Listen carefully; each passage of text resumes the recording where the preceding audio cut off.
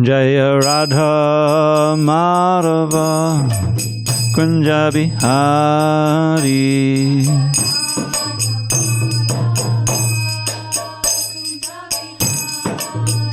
Jaya Radha Madhava Kunja Bihari.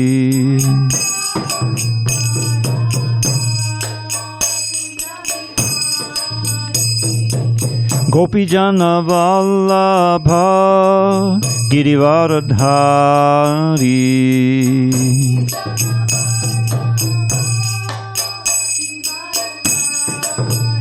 Jaya Gopi Jana Vallabha Girivaradhari.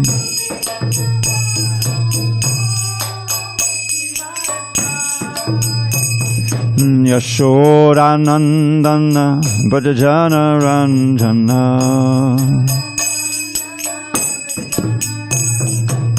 Yashodanandana Bhajana Ranjana.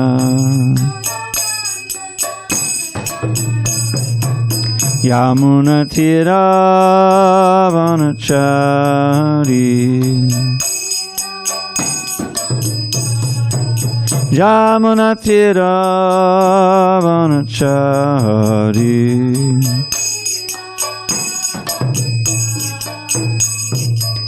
Hare Krishna, Hare Krishna, Krishna Krishna, Hare Hare, Hare Rama, Hare Rama, Rama Rama, Hare Hare.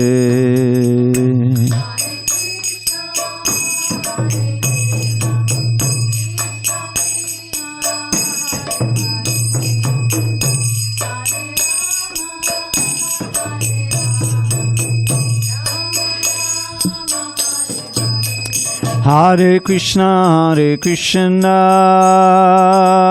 Krishna Krishna, Hare Hare, Hare Rama, Hare Rama, Rama Rama, Hare Hare.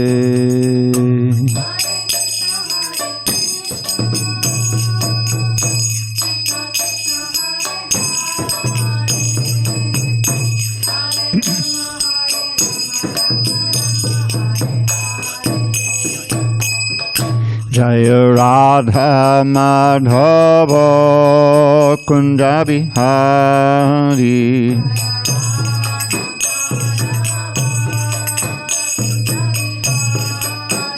Jaya Radha Madhava Kunja Bihari.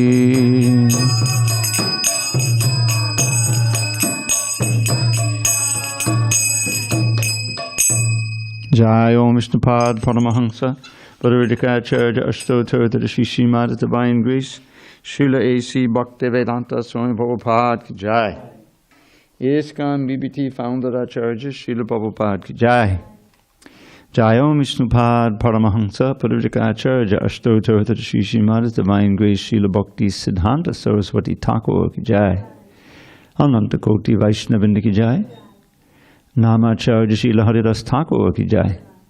Srimad Bhagavad Gita ki Jai. Samaveta Bhaktivinoda ki Jai. All glories to the assembled devotees. All glory to the assembled devotees. All glory to the assembled devotees. All glory to Shri Guru and Gauranga.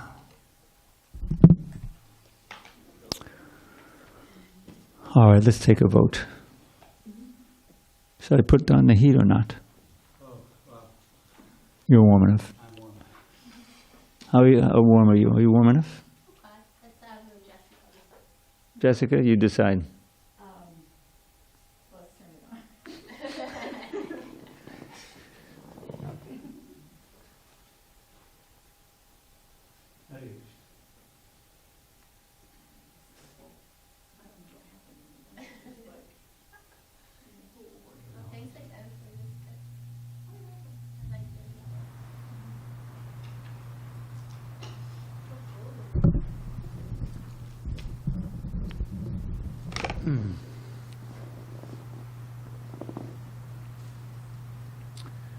Okay.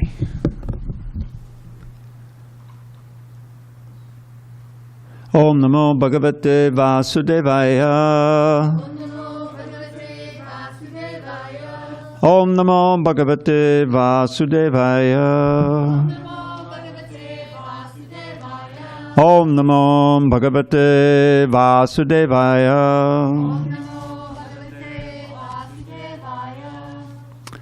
On this 12th day of April, 2023 in San Diego, we're reading from Srimad Bhagavad Gita as it is, translation and commentary by His Divine Grace A.C. Bhaktivedanta Swami Prabhupada. And we are still in chapter 14, the three modes of material nature, text 27 on page 588. Oh, I forgot. Well, forgive me, but I just want to... On this 12th day of April, 2023 in San Diego, we're reading from Srimad Bhagavad Gita as it is, translation and commentary by His Divine Grace A.C. Bhaktivedanta Swami Prabhupada. We are in chapter 14, the three modes of material nature, text number 27 on page 588. Brahmano hi pratishtaham amitasya vyayasya cha Shashvatasya Chadharmasya Sukasya Kantikasya Cha Brahmano hi pratishtaham Amitasya vyayasya cha Shashvatasya Chadharmasya Sukasya Kantikasya cha Brahmano hi pratishtaham Amitasya vyayasya cha Shashvatasya cha dharmasya Sukasya kantikasya cha Brahmano hi pratishtaham Amitasya vyayasya cha Shashvatasya cha dharmasya Sukasya kantikasya cha. Go ahead, Bidam. Brahmano hi pratishtaham Amitasya vyayasya cha Shashvatasya cha dharmasya Sukasya kantikasya cha. Go ahead. Brahmano hi pratishtaham Amitasya vyayasya cha Shashvatasya cha dharmasya Sukasya kantikasya cha. Go ahead, Bhushan. Brahmano hi pratishtaham Amitasya vyayasya cha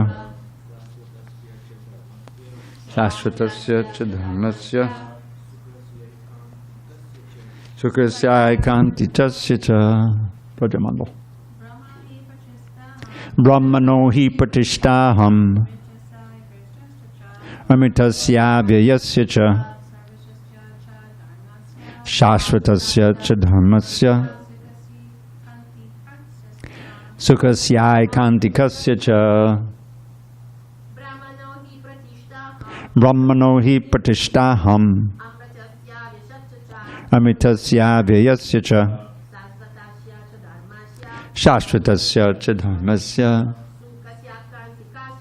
Sukasya kantikasya cha. Brahmano hi pratishtaham Amitasya vyayasya cha Shashvatasya cha dharmasya Sukasya kantikasya cha. Brahmana of the impersonal Brahma Jyoti. He certainly pratishta, the rest. Aham, I am, Amitasya, of the immortal, Abvyayasya, of the imperishable, cha also, Shashvatasya, of the eternal, cha, and dharmasya of the constitutional position, sukhasya of happiness, aikantikasya, ultimate cha also. And I am the basis of the impersonal Brahman, which is immortal, imperishable, and eternal, and is the constitutional position of ultimate happiness. Purport. The constitution of Brahman is immortality, imperishability, eternity, and happiness. Brahman is the beginning of transcendental realization. Paramātmā, the Supersoul, is the middle, the second stage in transcendental realization. And the Supreme Personality of Godhead is the ultimate realization of the Absolute Truth. Therefore, both Paramātmā and the impersonal Brahman are within the Supreme Person. It is explained in the 7th chapter that material nature is the manifestation of the inferior energy of the Supreme Lord. The Lord impregnates the inferior material nature with fragments of the superior nature, and that is the spiritual touch in the material nature. When a living entity, conditioned by this material nature, begins the cultivation of spiritual knowledge, he elevates himself from the position of material existence and gradually rises up to the Brahman conception of the Supreme. This attainment of the Brahman conception of life is the first stage in self-realization. At this stage, the Brahman-realized person is transcendental to the material position, but he is not actually perfect in Brahman realization. If he wants, he can continue to stay in the Brahman position and then gradually rise up to the Paramātmā realization and then to the realization of the Supreme Personality of Godhead.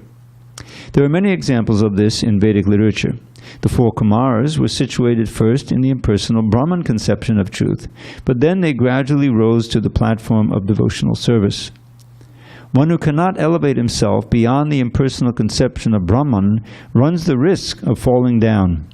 In Srimad Bhagavatam it is stated that although a person may rise to the stage of impersonal Brahman without going further with no information of the Supreme Person, his intelligence is not perfectly clear. Therefore, in spite of being raised to the Brahman platform, there is a chance of falling down if one is not engaged in the devotional service of the Lord. In the Vedic language, it is also said, Raso vai saha, rasam ye vayam labdvanandi bhavati. When one understands the personality of Godhead, the reservoir of pleasure, Krishna, he actually becomes transcendentally blissful. Taittiriya Upanishad 271. The Supreme Lord is full in 6 opulences, and when a devotee approaches him, there is an exchange of these 6 opulences. The servant of the king enjoys on an almost equal level with the king. And so, eternal happiness, imperishable happiness, and eternal life accompany devotional service. Therefore, realization of Brahman, or eternity, or imperishability, is included in devotional service. This is already possessed by a person who is engaged in devotional service. The living entity, although Brahman by nature, has the desire to lord it over the material world, and due to this he falls down. In his constitutional position, a living entity is above the 3 modes of material nature, but association with material nature entangles him in the different modes of material nature, goodness, passion, and ignorance. Due to the association of these 3 modes, his desire to dominate the material world is there. By engagement in devotional service in full Krishna consciousness, he is immediately situated in the transcendental position, and his unlawful desire to control material nature is removed. Therefore, the process of devotional service, beginning with hearing, chanting, remembering, the prescribed 9 methods for realizing devotional service, should be practiced in the association of devotees. Gradually, by such association, by the influence of the spiritual master, one's material desire to dominate is removed, and one becomes firmly situated in the Lord's transcendental loving service. This method is prescribed from the 22nd to the last verse of this chapter. Devotional service to the Lord is very simple. One should always engage in the service of the Lord, should eat the remnants of foodstuffs offered to the deity, smell the flowers offered to the lotus feet of the Lord, see the places where the Lord had his transcendental pastimes, read of the different activities of the Lord, his reciprocation of love with his devotees, devotees chant always the transcendental vibration, Hare Krishna, Krishna Krishna, Hare Hare, Hare Rama, Rama Rama, Hare Hare, and observe the fasting days commemorating the appearances and disappearances of the Lord and His devotees. By following such a process, one becomes completely detached from all material activities. One who can thus situate himself in the Brahma Jyoti, or the different varieties of the Brahman conception, is equal to the Supreme Personality of Godhead in quality. Thus end the Bhaktivedanta purports to the 14th chapter of the Srimad Bhagavad Gita in the matter of the three modes of material nature. Om Jnana Timarandasya Jnananjana Salakaya Chakshurunmidatam Mena Tasmai Shri Gurave Namaha. I was born in the darkest of ignorance, but my spiritual master Srila Prabhupada opened my eyes with the torchlight of knowledge. I offer my humble obeisances unto him and all members of Sri Parampara. So this chapter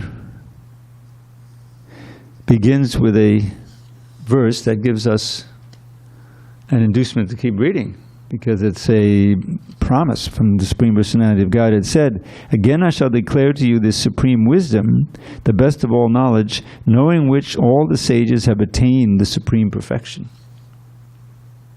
By becoming fixed in this knowledge, one can attain to the transcendental nature like my own.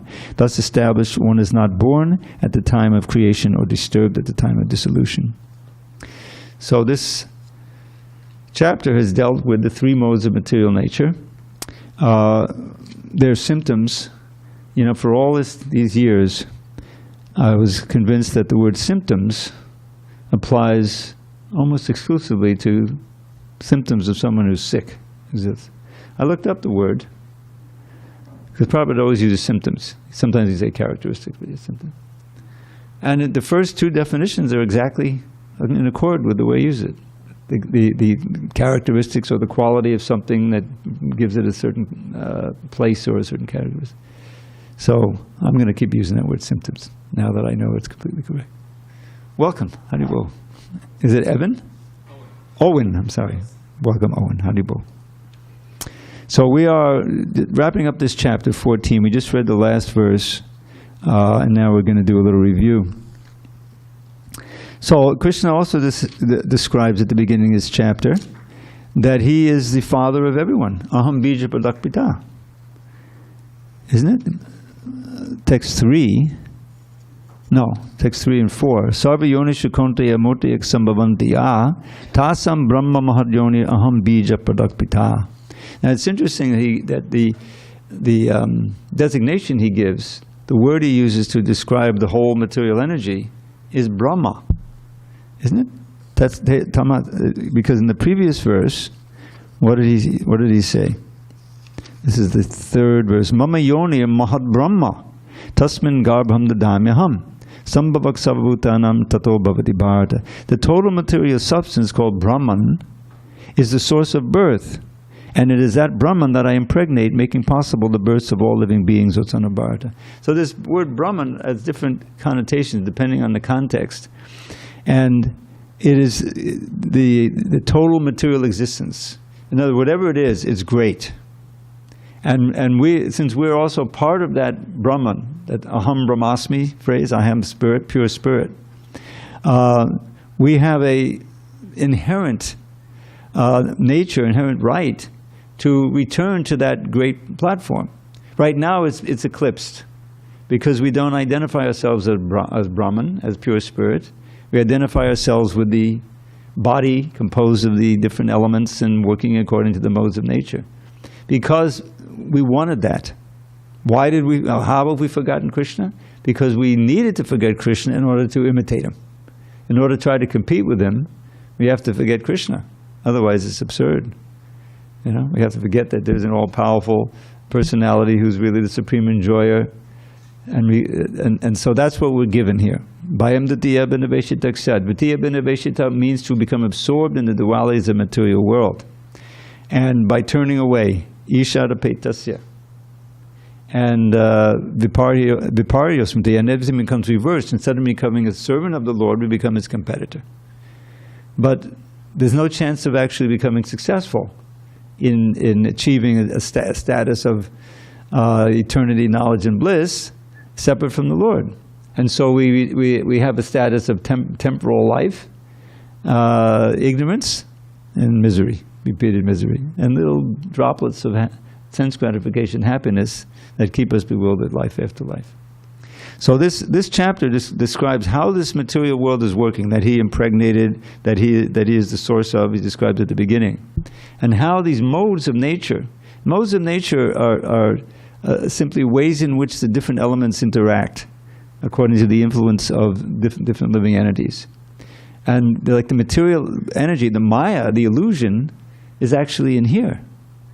You know, the illusion is within ourselves, which means that we can also do things, if we follow the instructions, to escape from Maya, to wake up from this long dream that we're the controller and the owner and the enjoyer and separate. It's simply a grand mistake. So the Bhagavad Gita is providing this instruction, basic instruction, how we can do that. First he describes that I am the source of everything, and that's a very important verse. Krishna is the father of all of us. That means that we're all brothers and sisters. In other words, we have an unbreakable relationship to each other. We're much more like each other than we are different from each other. We're pure spirit. And in a kirtan, that nature comes out. We're all glorifying the same Lord, and we're relating to the same source of happiness, and we're all becoming blissful. There's no limit.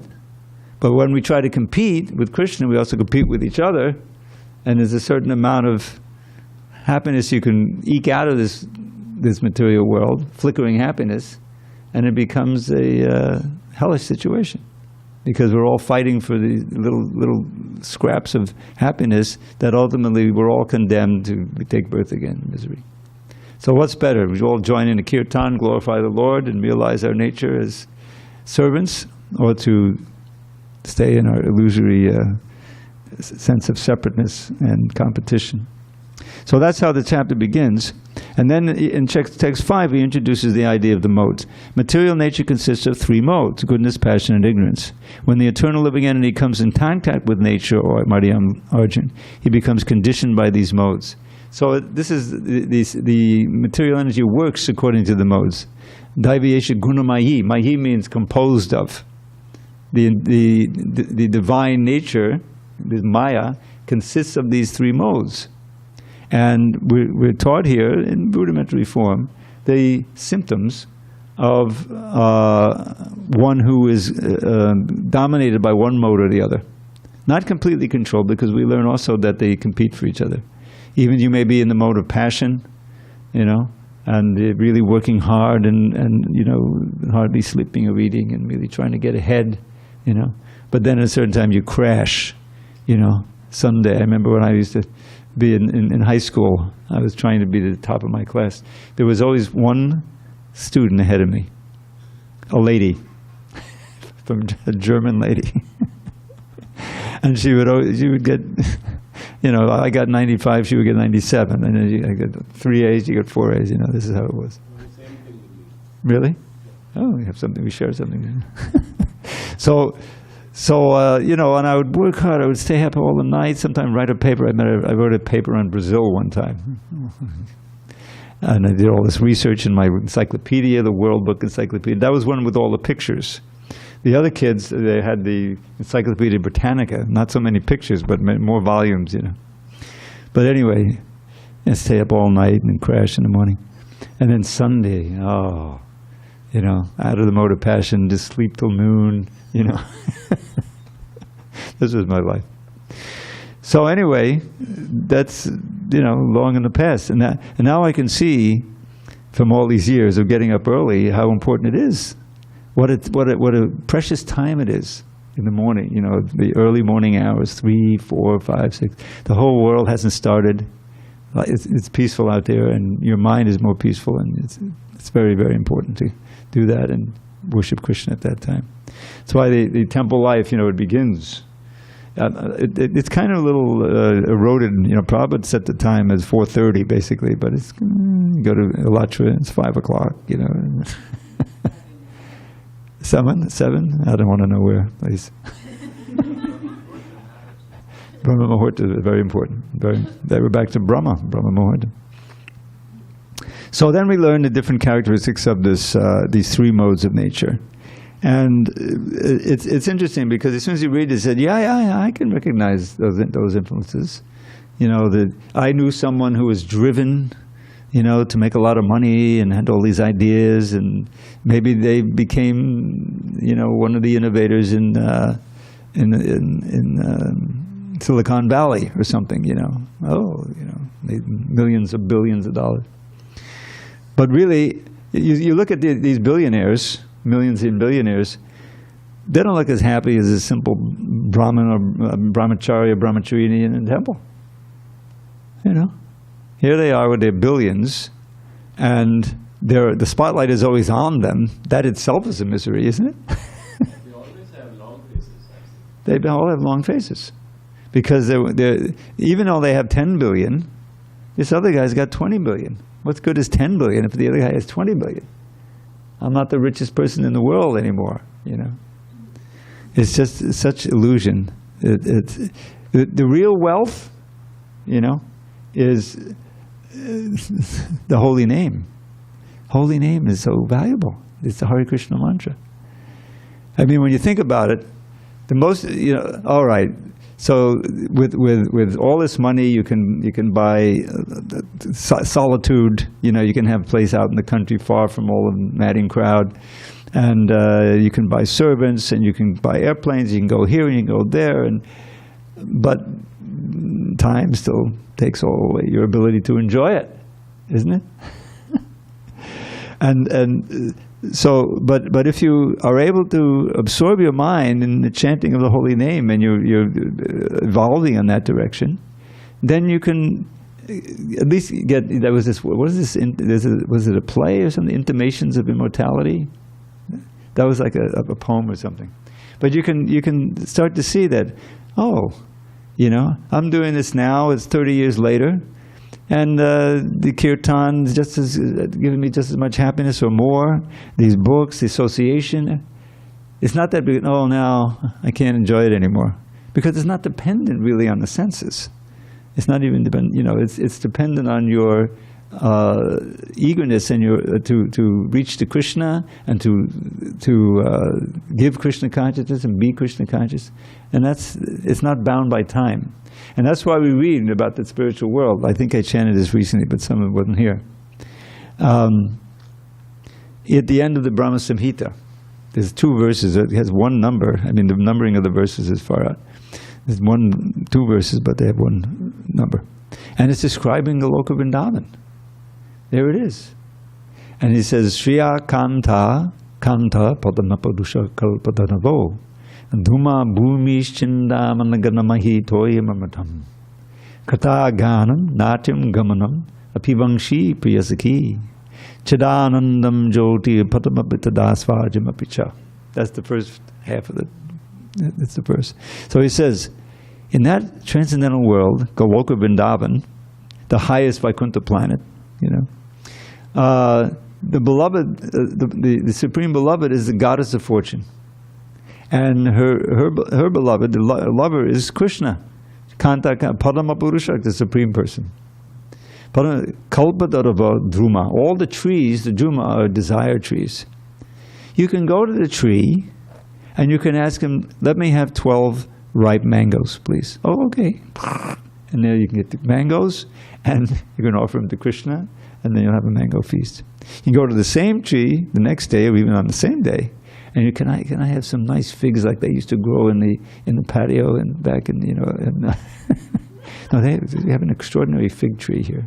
Hopefully it'll get warm sometime this year, and we'll actually have a harvest, and we'll offer them to Krishna. Tree ripened figs. Who would have thought of that? I mean, all these years I've been here, just the last couple of years, Vijayamani discovered it and stuff. So, but the same tree in the spiritual world will give you the mangoes, give you the figs, give you the apples, give you everything you want. Flowers too, whatever, yeah. Same tree. Kalpatara. Because it's more conscious than... It's supremely conscious. Everything there is totally conscious. You know. So that's the trees. Druma Bhumish. What about the land? Bhumi Chintamani. It's made of Chintamani gems. These are special. Chinta means conscious, the conscious gems. And they turn different colors and do different things according to what they're next to. They're special gems. Toyam is all water is all nectar. Speaking is all singing. Walking is all dancing. You know, you never get to the point, oh, my joints can't handle it. Sorry, I'll have to work. No, you know, you're always fresh and young, and you dance. You want to dance. Better than Satyug situation. I'm sorry? Better than Satyug. Satyug? You used to have in Satyug? Yes. Probably better than that. Totally. Totally better. Yeah. This is the spiritual world. One can always hear Krishna's dear friend, the flute, playing in the background. And then this is interesting. Chidanandam Jyotir. There's a blissful, if everything is glowing with this Ananda energy. Chidananda, conscious Ananda energy, which you can taste, which you can directly taste all the time. And then it goes on, I won't go into the next half of it, but he said so many cows are so blissful, they're moistening the ground with their milk. And then a very key point, not a second passes away there. There's no past, no future, eternal present, nobody gets old. Is it, I mean, you think, yeah, all right, Shangri-La, right? Come on, go to work, pay the rent. The thing is, so why should we believe in this? Because there's a whole line of great realized souls, super intelligent. Are we going to say, oh yeah, that Bhaktivinoda Thakur, he was a great magician and everything, but he was also befooled into believing into this? No. He's giving us evidence of experiencing it. Same thing with Srila Prabhupada. They're saying, I can see this. You just have to refine your consciousness. And it's not just one, it's a whole line of great realized souls who sacrificed their lives to give us this. And we're always on that, Ramanujacharya, Madhvacharya, Madhavendra Puri. What is the logic that this could all be some big con, you know? It doesn't make any sense. Prabhupada came to America with no money and a practically hopeless condition. Samadhi Maharaji wouldn't give him a ride at first. He said, you're too old, Swami. You're going to die there. I'm not going to give you a ride. So you know what Prabhupada did? He was a student of Gandhi. You just sit in, nonviolent, you know. He just sat down and started chanting on her front step. And her servant went and said, oh Mataji, you know, he's still out there, you know. So finally he said, okay, I'll give him a ticket. He was determined, you know. He wasn't determined because he was going to make money. He was determined because he had the order of the spiritual master, and his heart was filled with compassion and the prediction of Lord Chaitanya. And he knew that he was eternal, that what can I lose? I'll either succeed or I'll die trying, but I won't die. There's no dying. I'll go back to Godhead, and at least I will have, you know, attempted to fulfill the order of my spiritual master. And just see what happened. Miraculously, he was successful, you know, because he's giving the genuine thing. He's given the genuine thing that really exists. And those first devotees who were attracted and became purified, you know, they were feeling it. They were giving their lives because they felt the genuineness of the whole thing. And you know, this is real love. This is something we haven't tasted before. Now, not all of them made it through in 50 years, you know, but it was real then. It's real now. It'll always be real. He did that without showing any magic, just with bhakti. A lot of well, their magic. But he would. I'm sorry. Oh yeah. When you make a comment, it's right behind you. But you know, there was an incident. It was in Vrindavan, I think, and some yogi came to him, and he knew how to read palms. He had some powers, you know. So Prabhupada, you know, he said, "Well, that's very good, but can you liberate anyone? You know, can you give liberation?" He said, "No, that I can't do." You know, he said, "This is my magic. You know, I don't make gold dust, you know." But these students of mine, men and women, you know, they're on the way to liberation. Their lives have already been transformed. And if they keep at it, they'll be liberated this life, next life, you know. That's the value. And so Prabhupada, he was blissful to see others advance in Krishna consciousness. This is real Krishna consciousness. So we should have faith in these words of Krishna and his pure devotee. And what's Krishna's message here? He describes the different quality, different symptoms of the modes of goodness, passion, and ignorance. I won't review them now. We're always experiencing, we just don't know the names. And this is the substance of our conditioning. You know, we're in some mode, even the mode of goodness, but if it's not transcendental, it just means that we're trying to enjoy in a more refined way, you know, intellectual way, you know. And we can't stay on that mode. The modes of passion will come and get you, you know, and you'll be, it's like a sea, you know, like you're flailing in a sea, Maya. So, after all of this description, then Krishna says, and so, perfection is there by transcending the modes. Transcending the modes. And he says in text 19, when one properly sees that in all activities no other performer is at work than these modes of nature, and he knows the Supreme Lord who is transcendental to all these modes, he attains my spiritual nature. So the idea is that simultaneous to doing things that will keep us in the mode of goodness rather than the mode of passion and ignorance. And the mode of goodness serves as like a platform upon which you can advance in devotional service and come to the mode of pure goodness. It's explained in those verses, the second chapter, first canto, is that if one comes to the point by practicing the Dharma of Krishna consciousness, where one cultivates a real desire to hear about Krishna, right? That's the meditation or absorption of the mind in Krishna is like a sword that cuts our attachment to this world. Yadanudyasina yukta karma granti nabandhanam. Chindandi, you can hear the word, it's onomatopoeia. Cut. Chindandi kavidastasa konakoya kataratim. So by getting that sword of remembrance, one can break free from this bondage of the gunas. Don't forget the gunas also means ropes. So you're tied with these desires in the heart, which are also like ropes or knots. So all that becomes cut by meditating on Krishna. Why? Because he's all attractive. The whole idea, these are ropes of desire we've cultivated lifetimes.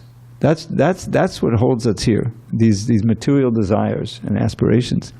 So those need to be cut. We call them knots, call them ropes, whatever. And the attraction for Krishna, that meditation on Krishna is asina, is a sword that cuts it, you know. So the best way to become absorbed in Krishna consciousness, especially in the present age, is hear the holy name, chant the holy name, hear descriptions of Krishna, you know, and that's what is focused on here in this series of verses. So who would not be attracted? Kona koyagata tim. And so how to get that? By serving the genuine spiritual master. And what's the most important and the initial service? To hear from him. To hear, read, absorbed in the transcendental word describing the all-attractive personality of Godhead, because that sound vibration is non-different from the person himself. That's the inconceivable magic, but it's true. So then he says, and if one can get that eagerness to hear, that's called shushusho. Shushusho shodadhanasya vasudeva kataruchi. Syan mahatsevya vibra punyatirtanasheva. That eagerness to hear comes from service, from the first service, which is hearing, but then also repeating and so many other services. So now, having that desire to hear, then comes the last 5 verses, which is so key. Shinvatam sukata Krishna punya shabana kirtana ridyantaksto yabhadrani vidunoti suritsatam. Krishna is in the heart of every single one of us. And when we're genuinely hearing with interest, ardent hearing, that's one of Prabhupada's definitions of shushusha, or submissive all reception, that's even more descriptive. Then Krishna in the heart says, oh, this person is hearing nicely about me. He starts cleansing away the abhadras. Yabhadrani vidunoti, literally cleansing. Surit satam, because he is the best friend of the sincere devotee. Surit satam, ever well-wisher. That's where that phrase comes from Krishna himself. So then you're on your way, you see? Anartha nivritti. It's in that wonderful description from Faith to Love by Rupa Goswami. Adhar Shraddha. So then anartha nivritta, then nishta. And that's in the second verse. Nashta prayasha badreshu, Nityam Bhagavata Sevaya, Bhagavadgita Mashloke, Bhakti Bhavati Naishtaki. That word Naishtaki means the Nishta platform, the platform of true faith. Faith is defined by Lord Chaitanya as Shraddha Shabde Vishwas Kohe Sudha Danishchoy Krishna Bhakti Kole Sarvakarma Kritahoy. Says faith means to have complete confidence that just by the activities of Krishna consciousness, all my aspirations will be achieved. That's it. That you're really convinced that that's the best thing. And you're ready to work hard. So that's Nishta. You know, you're not going back, you're not going to bloop anymore. You know, no temptation. You know. So Nishta. And then with Nishta comes more and more Ruchi. It's not that there's, you know, all right, now I get the Ruchi, now I get some taste. No, you're getting taste all along. But the taste becomes, you know, deeper and more attractive and more addictive. So then Ruchi, then you become Asakta, meaning generally attracted to Krishna. And that, you know, matures into Bhava, which is preliminary to Prema. And it's all simply a question of purification. Mostly through sound vibration and the services that come from the sound vibration. So as Prabhupada said, it's a science. It's not just my belief or my idea, you know, it's all authorized, it's all experienced before. And so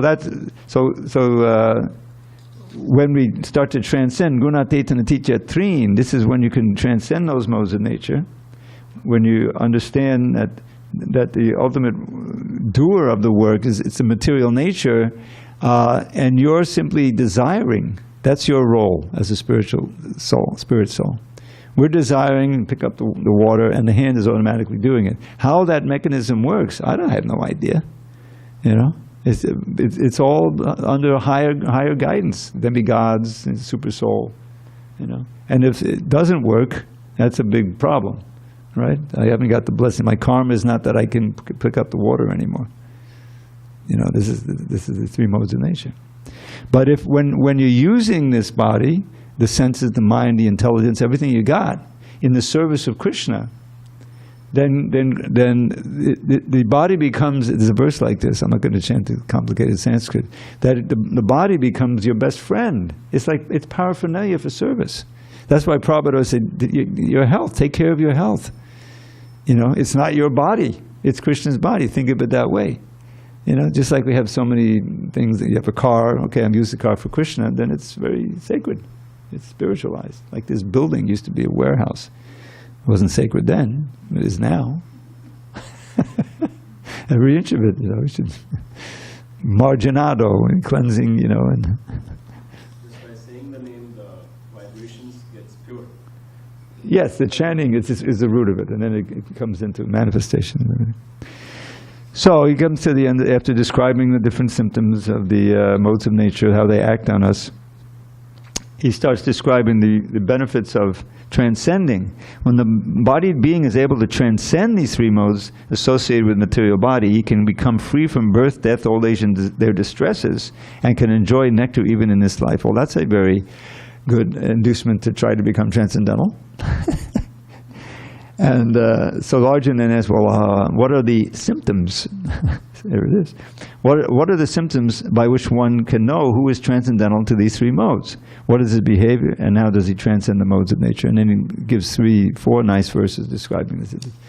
Basically, it's one who is equipoised in happiness and distress. Someone is not thrown by different things. Samadukha sukham dhirad. This is like right at the beginning of the Bhagavad Gita.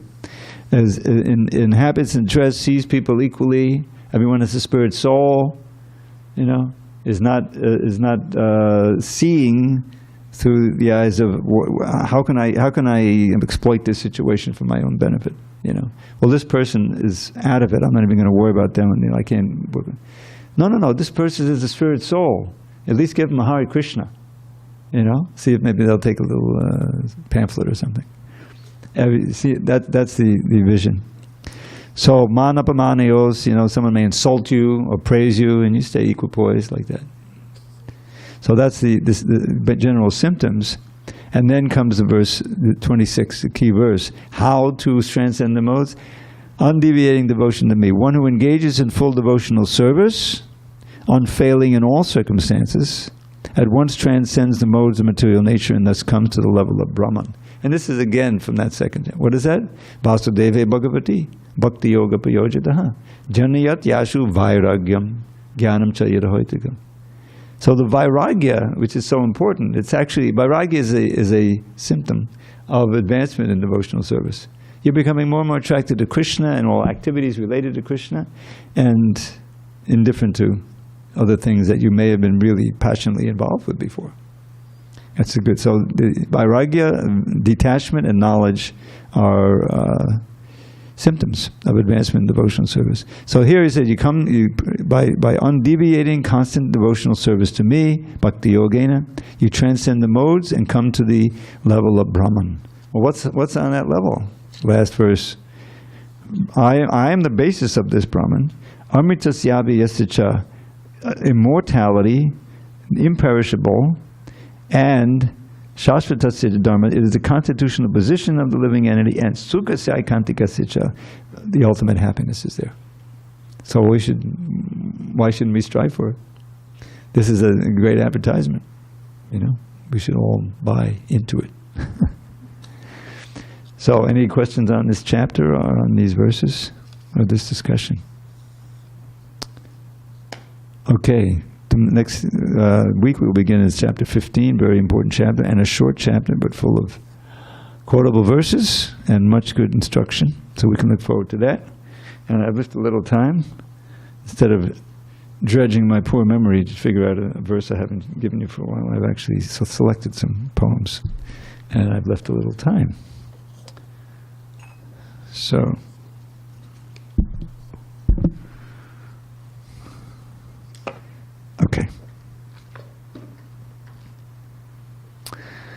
Okay, this is one I don't think I've shared with you before. This is from Rupa Goswami's Leela Chanda. Leela Chanda, which is there in the database, I put it up there,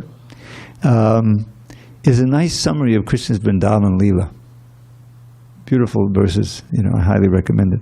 So this is one in which he's praying to hear the flute sound. Jagadudhana madhudi dudhina madhunamam didamindadadurapa mamatarsha badan mudantakatvan muladi nadasudha duni dunitam. Your flute sends forth a flood of nectar sound, a river where the sweetest sweetness lies. Indeed, no better beverage can be found. Yet even Shri can't drink it, though she tries. Shri is the goddess of fortune. O Krishna, kindly hear this desperate plea from one now deep in misery immersed. Please let my ears drink in that melody, so that my heart may slake its burning thirst. And this one you've heard before many times. This one has a little story. Actually, it's pertinent. This is the disappearance day of Abhiram Thakur, who was an intimate devotee of Lord Chaitanya. We heard about him this morning. But Abhiram Thakur Das was a devotee of, he was staying in the Chaupati temple.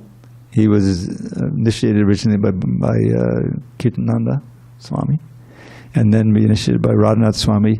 He was an elderly man, and he would take care of all the brahmacharis. He was a brahmachari, retired, and he then went to the temple in Chaupati from a temple in Pakistan, in Karachi. There was like a temple there. That's where he joined. And then he was known for always singing the songs of Bhaktivinoda Thakur. He would constantly sing those songs, and he would take care of the brahmacharis who were going out every day. You know, he would cook for them and everything. And so I happened to be in LA. I used to spend more time in LA because my bookwork was there before the internet got so developed I could do work remotely. But so I was up in LA for some time, and Radhanath Swami was there, and he was giving class, and he spoke entirely about the glories of this devotee. Yeah, he has a real taste for glorifying devotees. And at the time I was working on this little poem for this verse, and he said, this describes this devotee. He was so eager to share Krishna Katha and everything, you know. So I then completed the poem, and you know, I left. And then sometime later, I forget how long it was, maybe a year or something, I heard that this devotee he had passed away there. And so then, that was the time in the early 2000s when I was going every year to Vrindavan. I was very fortunate. And I saw Radhanath Swami there, and they were just then, this was months later, doing the throwing the ashes into the Yamuna thing. Unfortunately, I couldn't attend, but I said this verse, and I chanted this verse for him. This seems to describe him perfectly, so I can request you, please, my offering here is to just chant this for you, the English, if you want. And I think he did it, if I'm not mistaken. So this verse is tied to Abhiram Thakur Das. Aho aho bir nakaleva duyate, sudha sudhara modalam pade pade, dine dine chandana chandra shitalam, yasho yashoda tanayasya giyate. Because at every step they drink a flood of wondrous nectar sweet. Because at every step they drink a flood of wondrous nectar sweet, whose cooling power, sandal paste enhanced with camphor can't defeat. Now you have to know a little culture that sandal paste is cooling, and when you enhance it with camphor, it becomes even more cooling. It's a way of enhancing it. But even that can't defeat the cooling power of this wondrous nectar that these devotees are drinking. What is that nectar? They feel as, because at every step they drink a flood of wondrous nectar sweet, whose cooling power, sandal paste enhanced with camphor can't defeat. They feel as if the raging blaze of Kali's days had ne'er begun. How blessed are they who fill their days with praise of Shri Yashoda's son. And just think of Prabhupada's life. He filled all his days with praise of Krishna. And you see, that's really the lifestyle of all the great acharyas. Either they're writing, or they're talking, or they're meditating, and it's all on Krishna's glories. So there's that one. And let's see, there's a couple of more here. Now here's a prayer that I offer every day when we greet the deities. I'm up in the front there, and the Chintamani prayers are going on, and I'm chanting these softly, hopefully, so I'm not... So this is a prayer near the end of what I understood was the last work of Rupa Goswami, called the Utkalika Vallari, which means a creeper. Utkalika Vallari means a vine of his ultimate desires, ardent desires to serve Krishna. So here's near the end. He says, "Pashupala Vedendya Nandana Vadame Tang Moharate He Yubam." Bhavatu pranayho bhave bhave bhavatoreva patambujeshu me. O Radha Krishna, children of the best of cowherd men, this single boon I beg from you again and yet again. In all the countless births my endless sins will make me meet. Let all my love flow toward your luscious, lustrous lotus feet. Hare Krishna. We have time for one more. Govinda Virodavali. This is another amazing book by Rupa Goswami. Avatangsita manja manjade tadani ne chitakoda pandade navakunga mapunda pindade vatadastama magopa kunjade. The beauty of the Sanskrit is just incredible. Delightful blooms adorn his ears, whose charm and beauty none can gauge. The gopi's eyes can no more leave his form than birds can leave a cage. With kumkum spread upon his limbs, a fair complexion he enjoys. I pray my heart will fill with love for Krishna, best of cowherd boys. And that brings up another one that you can actually learn tonight. It's just a one-liner. I beg to be blessed by the best of the blissful boys of Vrindavan Dham. I beg to be blessed by the best of the blissful boys of Vrindavan Dham. You can learn that. I'll ask you after the kirtan and see if you... All glory to Srila Prabhupada. Wow, the heater went off right on time.